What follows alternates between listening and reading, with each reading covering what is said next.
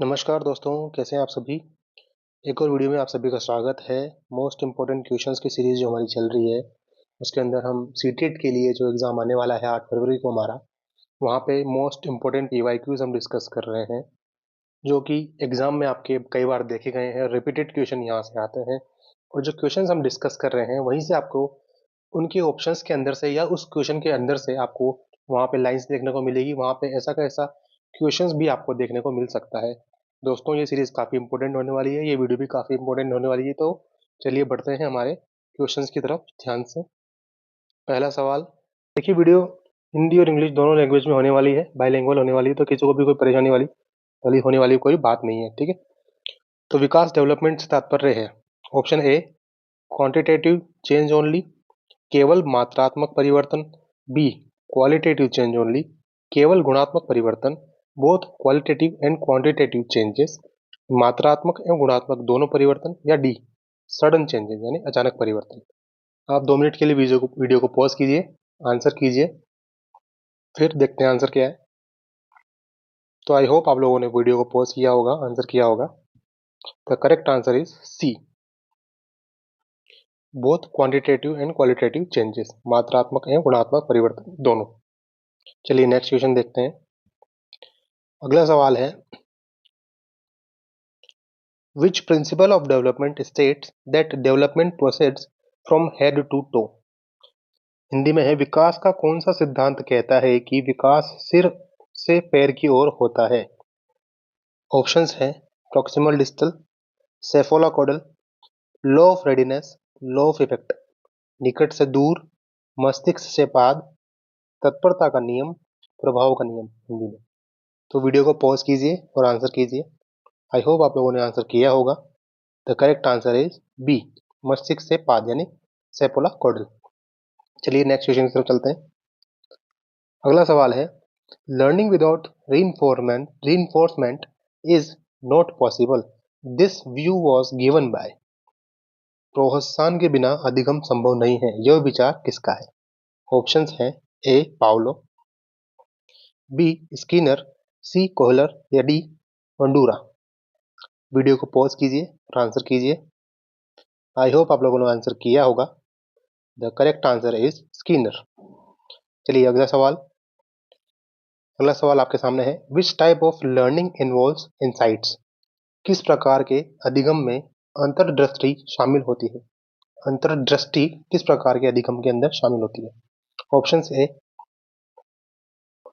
Trial and error, option B conditioning, option C insight learning या option D rote learning. प्रयास एवं त्रुटि, अनुबंधन, अंतर्दृष्टि अधिनियम अधिगम या रटंत अधिगम। चार ऑप्शंस में से कौन सा सही है। वीडियो को पॉज कीजिए, आंसर कीजिए। आई होप आप लोगों ने आंसर किया होगा। The correct answer is C, अंतर्दृष्टि अधिगम यानी कि insight learning. Next question, the main aim of education according to constructivism is. निर्माणवाद के अनुसार शिक्षा का मुख्य मुख्य उद्देश्य क्या है। ऑप्शन ए रोट मेमोराइजिंग यानी रटन स्मरण, नॉलेज कंस्ट्रक्शन ज्ञान का निर्माण, सी टीचर डोमिनेंस यानी शिक्षक का प्रभुत्व, या डी एग्जामिनेशन ओरिएंटेड लर्निंग परीक्षा केंद्रित अधिगम। वीडियो को पॉज कीजिए और आंसर कीजिए। आई होप आप लोगों ने आंसर किया होगा। The correct answer is B, knowledge construction ज्ञान का निर्माण। Next question, which memory has unlimited capacity. कौन सी मेमोरी के अंदर अनलिमिटेड कैपेसिटी होती है। किस स्मृति की क्षमता असीमित होती है। Option A sensory memory, option B short term memory, option C long term memory या ऑप्शन डी वर्किंग मेमोरी। संवेदी स्मृति, आपातकालीन स्मृति, दीर्घकालीन स्मृति या कार्यशील स्मृति। वीडियो को पॉज कीजिए, आंसर कीजिए। आई होप आप लोगों ने आंसर किया होगा। Correct answer is C long term memory. Next सवाल, इंटेलिजेंस क्वोशंट यानी कि आईक्यू वॉज गिवन बाय। बुद्धि लब्धि आईक्यू की अवधारणा किसने दी। Option A Gardner, option B Binet Thorndike, option D Spearman.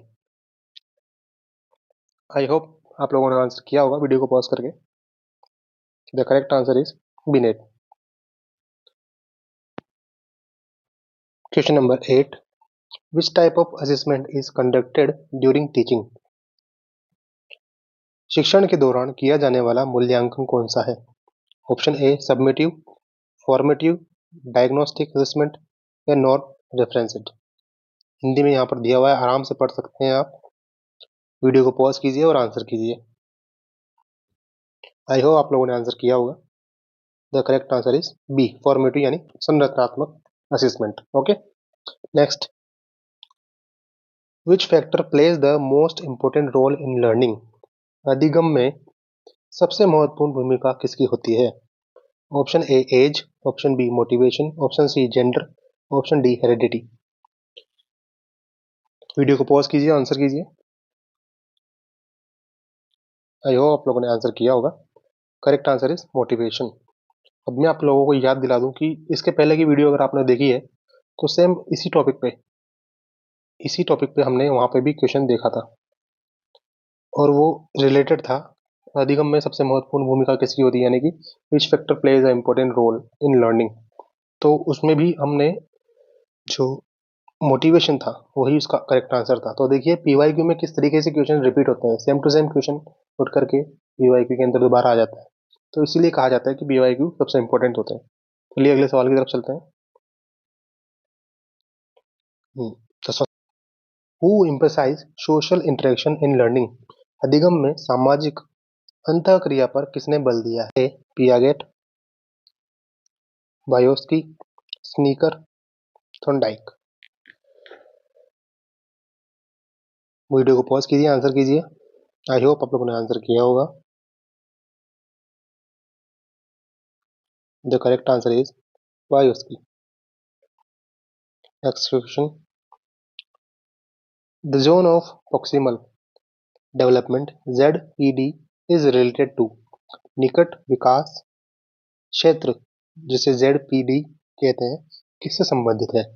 Option A intelligence, option B memory, option C learning या option D motivation. Video को पॉज कीजिए, आंसर कीजिए।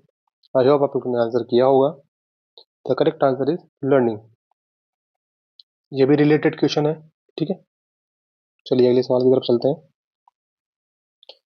विच teaching method is best for inclusive classroom? समावेशी कक्षा के लिए सबसे उपयुक्त शिक्षण विधि कौन सी है? Options A lecture method, option B child centred method, option D dictational method, memorisation method. यानी कि व्याख्यान विधि, बाल केंद्रित विधि, श्रुतलेख विधि, स्वतंत्र विधि। कौन सा ऑप्शन सही है? वीडियो को पॉज कीजिए, आंसर कीजिए। आई होप आप लोगों ने आंसर किया होगा। Correct answer is child centred विधि। देखिए कुछ कॉमन टॉपिक्स हैं जो इनके ऊपर बार बार पीवाईक्यू बनता है। अगर आप पीवाईक्यू सॉल्व करते जाएंगे, अच्छे से उनको एनालाइज करेंगे, तो आप बिल्कुल एग्जाम में काफ़ी अच्छा स्कोर आसानी से कर सकते हैं। अगले सवाल की तरफ बढ़ते हैं। Learning by imitation is,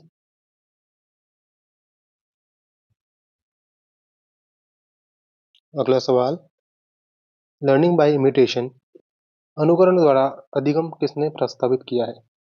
option A Bandura, Pavlov, Skinner या fried.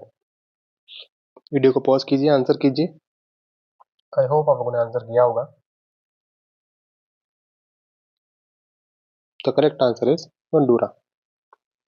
Next question, which emotion motivates learning positively? कौन सी भावना अधिगम को सकारात्मक रूप से प्रेरित करती है? ऑप्शंस ए भय यानी चिंता, फियर, एंजाइटी यानी चिंता, इंटरेस्ट यानी रुचि, एंगर यानी क्रोध। Which is the correct answer? Video को पॉज कीजिए, आंसर कीजिए। आई होप आप लोगों ने आंसर किया होगा। The correct answer is interest यानी रुचि, option C. Next question, teaching should start from known to unknown. This principle is related to? शिक्षण ज्ञात से अज्ञात की ओर होना चाहिए। यह सिद्धांत किससे संबंधित है? ऑप्शन ए मोटिवेशन अभिप्रेरणा, ऑप्शन बी लर्निंग यानी अधिगम, ऑप्शन सी टीचिंग यानी शिक्षण, ऑप्शन डी मेमोरी यानी स्मृति। वीडियो को पॉज कीजिए, आंसर कीजिए। आई होप आप लोगों ने आंसर किया होगा। The correct answer is C, teaching.